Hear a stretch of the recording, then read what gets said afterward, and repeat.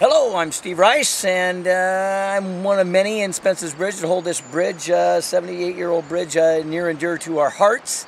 And once again, we're faced with the ominous news of a possible closure, and would be a closure forever, which is pretty devastating to even think about, let alone actually happen.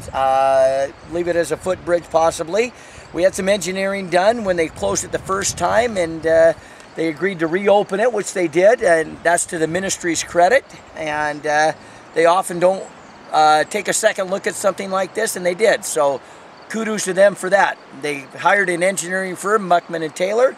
They spent 8 days going over this bridge rivet by rivet, and decided that it could stay open from anywhere from 2 years, which they did, with regular maintenance, up to 25 years, which would cost a lot of money, or they could build a new bridge. So what we are hoping for is their 10-year plan, and we have the support of Harry Lally and our local MLA, and we're hoping the ministry will look seriously at the 10-year plan, and in the meantime maybe we can find some options to keep the north and south side of our town connected, because that's what this bridge does.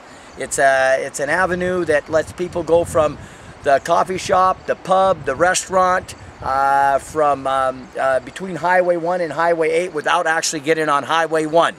So there's a big safety issue here involved, and there's also a historic and heritage issue involved. And so we'd like to keep our bridge open.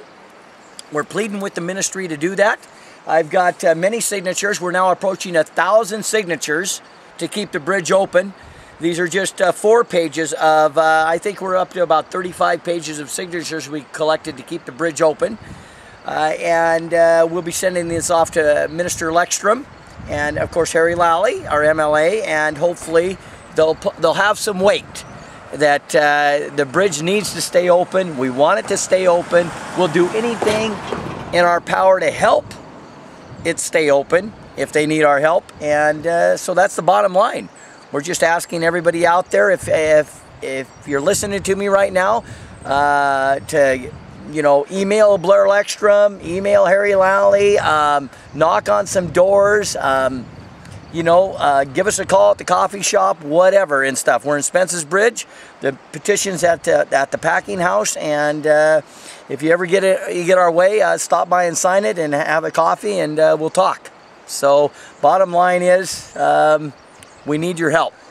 And your name is Steve Rice? Yes. And you've been working on this for some time then, I guess? Well, we've been, it was started a few years ago when they announced they were going to close the bridge forever. And like I said, we had an emergency meeting and wrote off some letters, and the ministry actually responded and fairly rapidly, and they brought their crew down there, and they agreed to do the engineering, and at a pretty good cost, I'm sure, because there was, I think, a 7 or 8 man crew for 8 days. And Muckman & Taylor is a world famous bridge engineering firm, so they came out and looked over every rivet on this bridge, like I said, and we think, if they have a 25-year plan to keep this bridge open, it can stay open. It just comes down to the almighty dollar. And that's where we're hoping the ministry can feel like Spences Bridge, and all of rural BC, I think, sometimes needs a little help from the ministry, and sometimes I think they get at the short end of the stick. Now we're looking maybe at a safety issue here too, because of you've got an emergency, an ambulance or a fire or something. I mean, it's probably 5 minutes to go all the way around, right? To it's get about this area? 6 minutes. 6 minutes. We timed it, and we got first responders, and of course if they close it, that means the first responder vehicle, the fire trucks and everything are detoured out to the highway, and yes, it's a good 6-minute detour, and so there is a safety issue also involved in the whole situation, yes. And that could cost someone's life, so that's a big factor in this Minutes as well. save lives, and that's a very good point, because I will say it can cost a life, and probably will, but you never know with these things. But I'll tell you what, when you gate this bridge up and stuff like that, we timed it. They're gonna give us a key, but we timed it, and you can't get the gate on this side and the gate on the other side open fast enough. It's actually faster to just go around. So the key to the gate does not solve the problem. We lose that time.